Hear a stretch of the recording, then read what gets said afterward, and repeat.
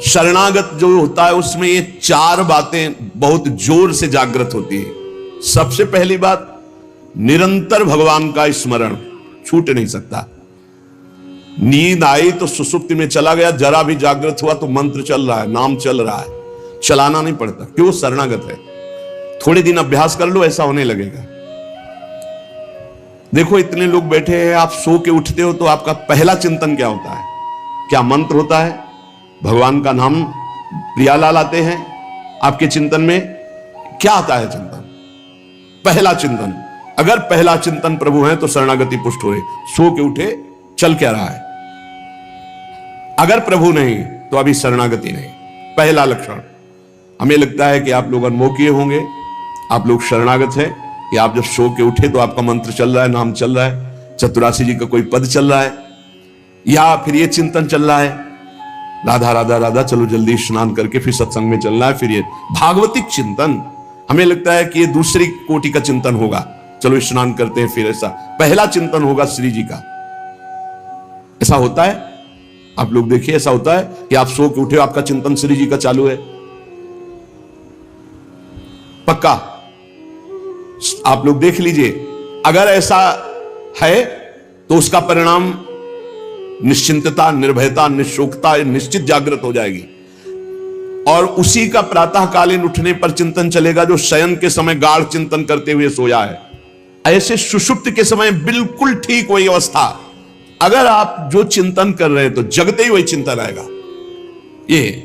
और अगर जीवन भर भजन किए हो तो मरते समय वही चिंतन आएगा पक्का। जैसे जगते समय ऐसे मरते समय। इसीलिए भक्त निश्चिंत हो जाता है शरणागत। पहला, शरणागति का जांच करो हृदय में, भगवान का निरंतर चिंतन, प्रभु का निरंतर भजन। अगर नहीं हो रहा तो किसी अन्य का आश्रय लियो, वस्तु का, व्यक्ति का, स्थान का, भोग का। लिख लो आप दिमाग में चाहे कागज में। उस आश्रय का मिटिया मेट हुए बिना शरणागति पुष्ट नहीं होगी। आप अगर ईमानदारी से छोड़ दो तो छोड़ दो, नहीं भगवान फिर जो कहते हैं ना कि जो मेरा होता मैं, फिर उनका जो ऑपरेशन होगा वो शायद है कि सह ना पाओ, क्योंकि शरणागत हो छोड़ेंगे नहीं। वचन से भी शरणागत हो आप छोड़ेंगे नहीं, तो उनका स्वभाव हम आपको बता रहे हैं। और हर ऑपरेशन बेहोश होके होता है। हमारे प्रभु ऑपरेशन होश का इंजेक्शन लगा करते, पहले होश का इंजेक्शन, पूरी चेतना, फिर ऑपरेशन करते हैं, क्योंकि जड़ से मिटाना है। निरंतर भजन क्यों नहीं होता? इसका उत्तर है आपका कोई अन्य आश्रय है।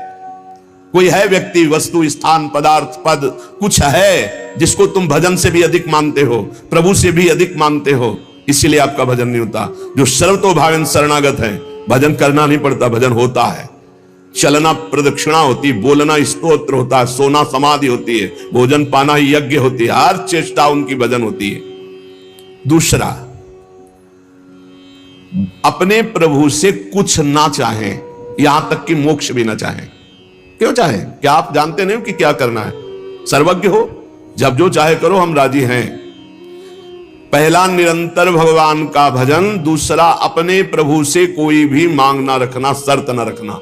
जो शर्त होता है वो प्रेम नहीं होता। प्रेम में कोई शर्त नहीं होती, सौदेबाजी नहीं होती। प्रेम में सौदेबाजी नहीं होती, सौदेबाजी प्रेम नहीं होता, पक्की बात सुनो।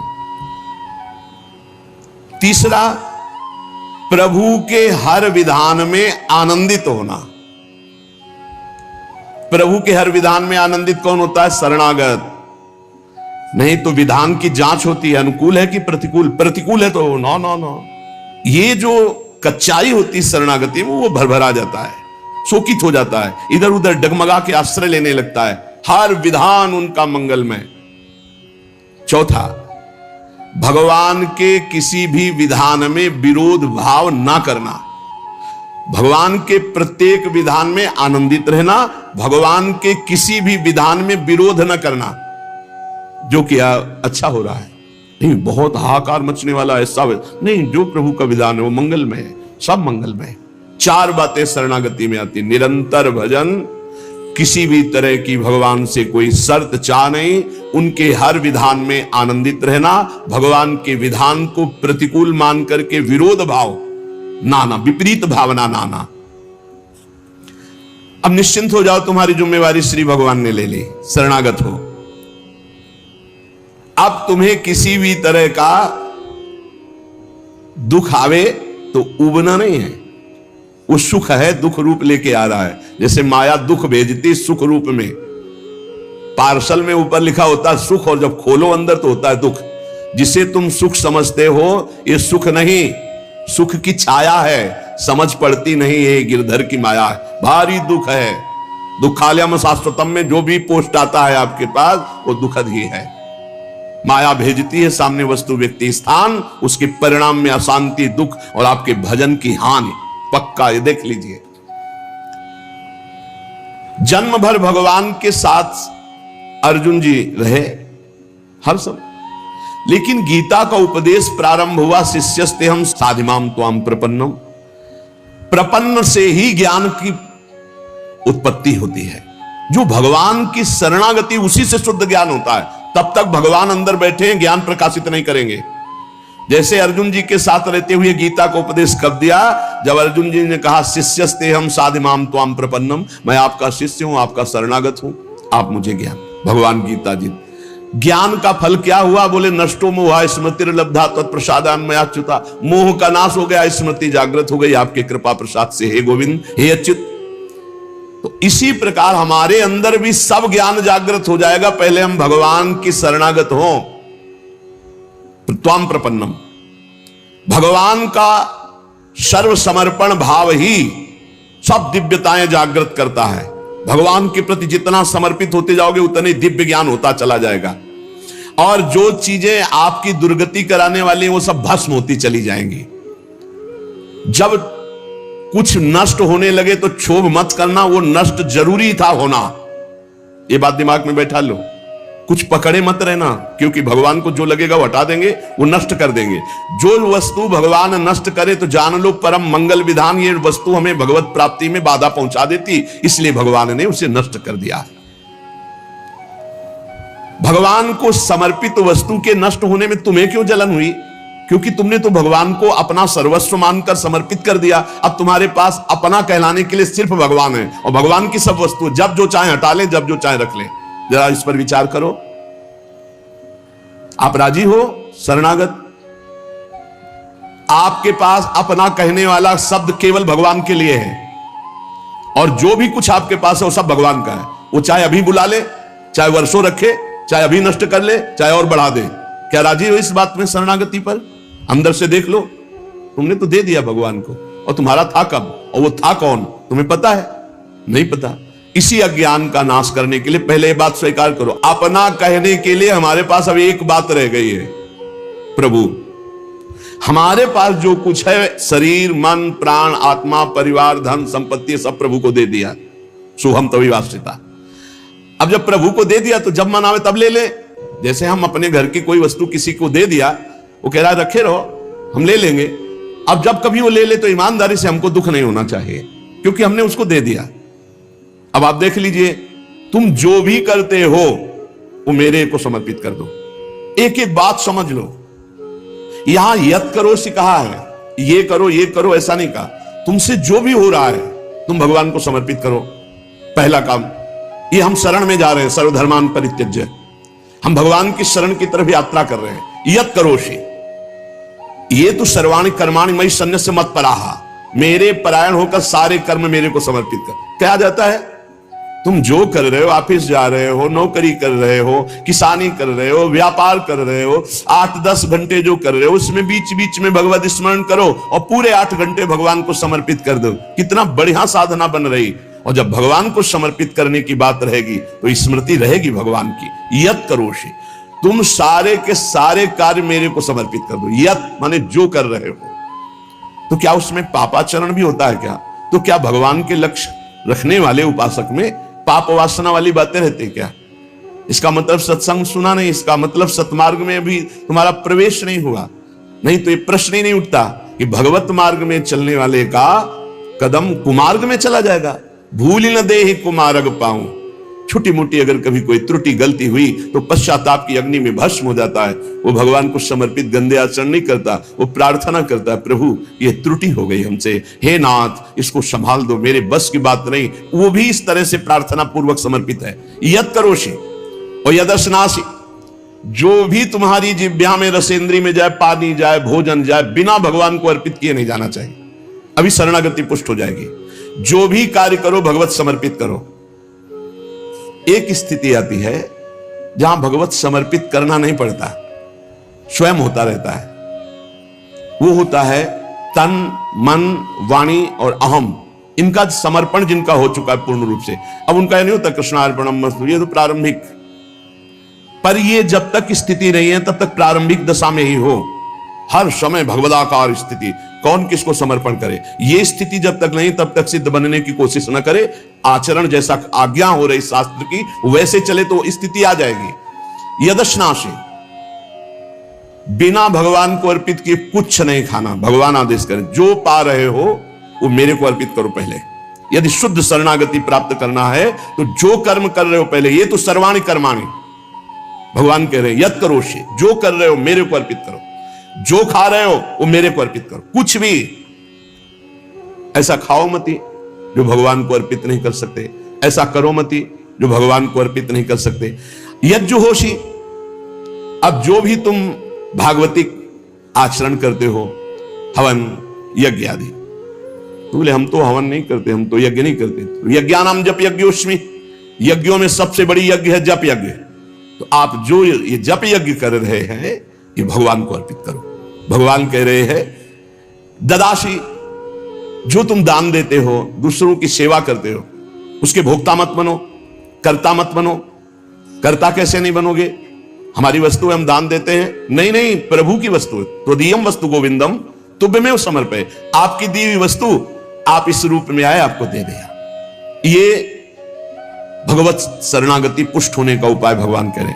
यह तपस्या से, जो तुम साधना कर रहे हो, जो तुम तपस्या कर रहे हो, वो सब मेरे को अर्पित कर दो। अर्थात तुम्हारी पूरे जीवन की, पूरे दिन की जितनी चेष्टाएं सब भगवत अर्पित होनी चाहिए। इससे तुम्हारी शरणागति पुष्ट हो जाएगी। यद करोषि यदस्नासि यज्जुहोषि ददासि यद तपस्यसि कौन्तेय तत्कुरुषु मदर्पणम, मेरे को अर्पित कर दो। अब ध्यान रखना, अब अपनी कमी की चिंता नहीं करनी, क्योंकि हमने भगवान को सब कुछ अर्पित कर, और कमी रहेगी नहीं।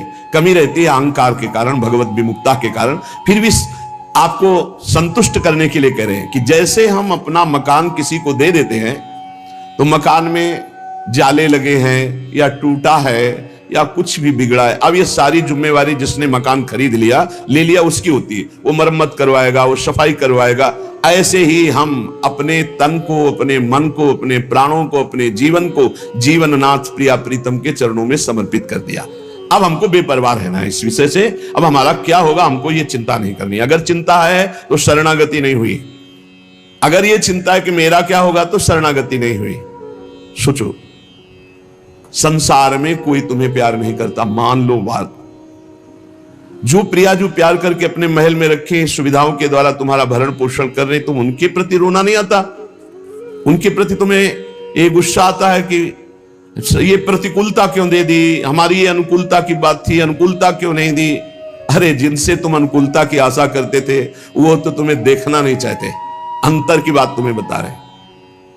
और जिनको तुम कभी माने नहीं, जिनके लिए कभी कुछ किया नहीं, वो तुम्हें अहेतुकी प्यार से लबालब डुबो रहे, फिर भी तुम्हारे अंदर गुस्सा आता है प्रभु के प्रति। तुम हो कौन? अरे तुम भगवद अंश हो, भगवान के द्वारा शरीर दिया गया, भगवान के द्वारा सारी व्यवस्था दी गई, तुम्हारा अस्तित्व ही श्री भगवान है। समर्पित हो जाओ तो फिर चिंता भी खत्म हो जाएगी, सब कुछ उनकी कृपा से हो जाएगा। तुम चिंता मत करो, चिंतन करो। भगवान हमें मोक्ष दे दे, भगवान हमें स्वर्ग दे दे, भगवान हमें अनुकूलता दे दे, भगवान हमें अमुक वस्तु दे दे, ऐसा सोचने वाला समर्पण नहीं हुआ, अभी शरणागत नहीं हुआ। सर्व समर्पण में ये सोच ही नहीं रह जाती। जब तक अहंकार है तब तक समर्पण का नाटक है, समर्पण नहीं। अहंकार है वहां सर्व समर्पण नहीं है। इसीलिए ये सब प्रश्न और सब चिंताएं, शोक, इनकी गुंजाइश नहीं। शरणागत के पास कोई भी किसी भी तरह की चिंता और संशय वृत्ति नहीं रहती। सर्व समर्पण हो जाने पर अब जिम्मेवारी भगवान की है, हमारी नहीं। हमारा केवल कर्तव्य भगवान का आदेश पालन करना।